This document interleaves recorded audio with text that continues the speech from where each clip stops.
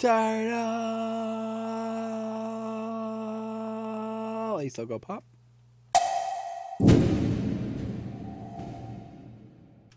Tortos, motherfuckers. Giant ass rock turtle. Check this guy out, man. Check this fucking thing out. How fucking cool is that?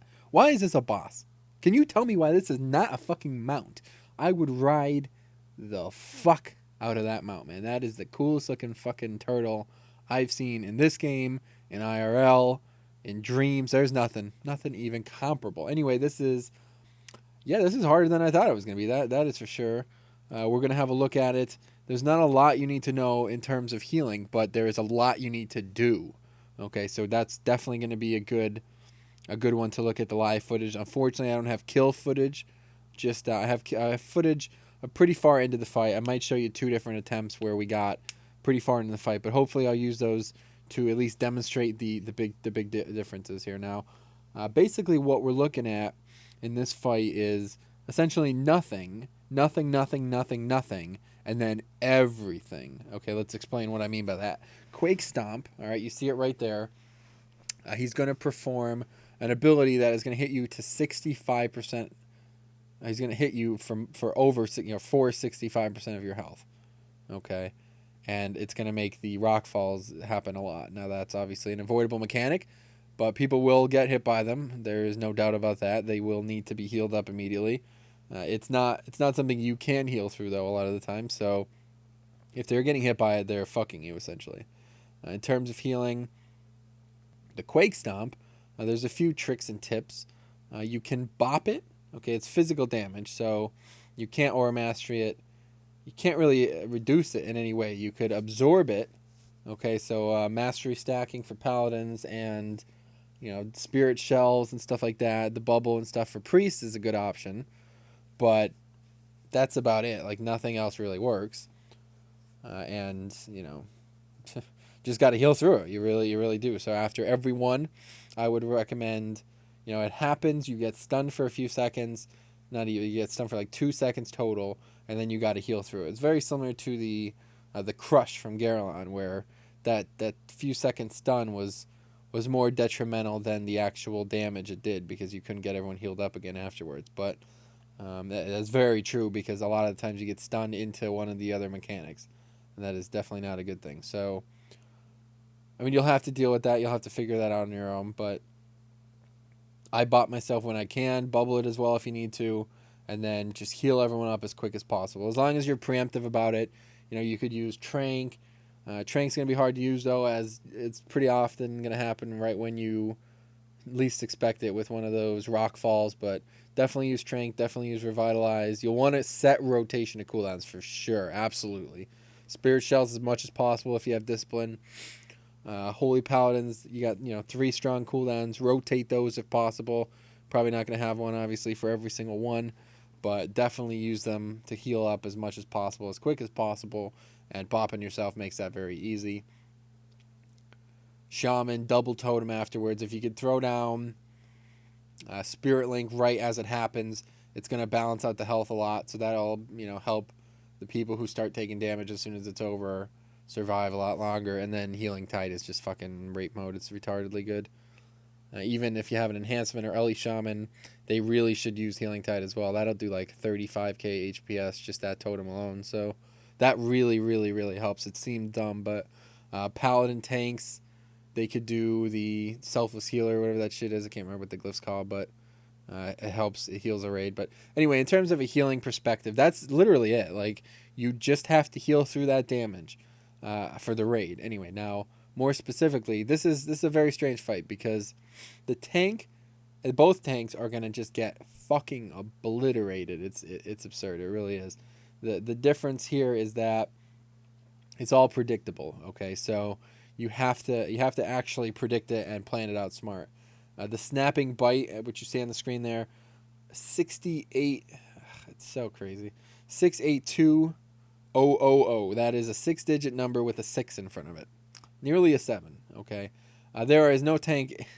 Yeah, you're not surviving that. It's going to be interesting. So tanks themselves need to be popping cooldowns. Obviously, that's before armor and that type of reduction. But you're probably going to get hit for 500k easy.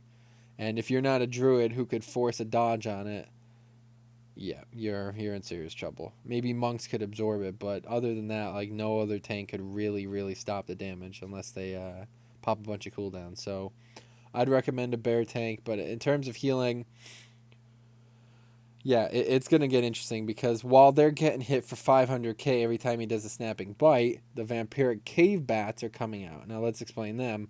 They drain health to a target that is less than 350k health. And if you remember correctly, you automatically get taken down to 65% of your health. So it's like, you know what I mean? Like, what the fuck? That is very confusing to deal with. But you'll basically need to, and then as soon as they do start that, they're doing a lot more damage as well as healing themselves. So it's like, I don't really know how to deal with that properly. But as a healer, you know, hand a sack, one of the tanks, you got to make the call yourself. Pain suppression, you know, hopefully the totem, if you got a shaman using the spirit link, that is going to be really useful. It's going to help the tanks and the raid. But literally that is it. That is all the fight in terms of healing. You'll have to heal up, you know, the damage that goes out for the blast and the snapping bite and the other tank damage, and that is it. If anyone else takes damage, it is because they've done something wrong. They've been hit by a shell, or they've been hit by a falling rock. The shell does essentially nothing, but it just makes the other mechanics harder to dodge. So that's it. That's really it. To be honest with you, the best way to deal with it all is to just, you know, get a set rotation for the Quake Stomp. You definitely cannot do this fight without it. You need somebody saying, I'm going to drop Totem first. Second one's going to be Spirit Shell and Bubble. Third one's going to be, you know, I guess Trank. Fourth one's going to be the Monk CD, and then that's it. Reset from there. But yeah, it's interesting. It absolutely is a very high damage fight, and the tanks as well are going to get absolutely obliterated. So I feel like it's going to be one of those fights that get harder or easier as it goes, because once the tanks have enough health that, you know, they can survive a lot easier. The percent-based difference, especially from the cave bats, it should be pretty good. But let's look at the live footage, and I'll commentate on some of the tips and tricks. There's a few things I want to show you how you could increase your chances at this fight. But yeah, let's move on to that. Okay, let's make it happen. We got precious little time. First thing you notice is me hovering over Righteous Fury there for a very specific reason. This deals with the cave bats that come out, like those random vampire bats that suck the blood out of the fucking tank and shit. They are going to run all over the place unless you do something like this. You do not want this. There's like 15 of them come out at a time, so if you could control this in any way, I suggest doing it. What we have is 2 paladins with Righteous Fury on, stand right next to the boss, so the tank always knows where he goes. Another reason I'm standing right next to the boss is what you'll see right there. I threw my hammer down. These ads can be slowed, right? The big spinning turtle guys, they can be slowed, and my hammer now slows. So I throw it down, so they're slowed enough for the hunter to get a frost trap, and anybody else to get slows and dots and AoE and shit on them. I mean, these are kind of things that you don't really think of as a healer, but they need to be done by a paladin, essentially. So it's, you might as well do them as a holy paladin. Now, right there, we fucked up hardcore. We killed like 3 of them, and we were late with the mark on Skull, but that's not something you're going to have to actually heal through. If that gets off, you usually wipe. But you should see, or I guess you already did see, the Crush. As I mentioned already, you'll want to use a totem. Big healing cooldowns to get through that. Not a big deal, but you'll see here how hard the tank getting hit. That's the second on the right side, and the top on the right side is the tank on the boss. So I think pretty soon you'll see, here there's another Crush. 2-second stun. I'm pretty sure I pop DI or whatever it's called. Fucking go heal mode, get everyone up. People are getting hit by that shit left and right.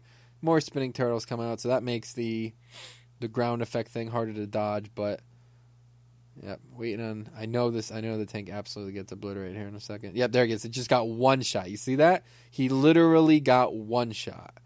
And afterwards, I asked him, I'm like, dude, how the fuck you get 1 shot? And we looked at the damage. He got hit for like 575k. It's just insane.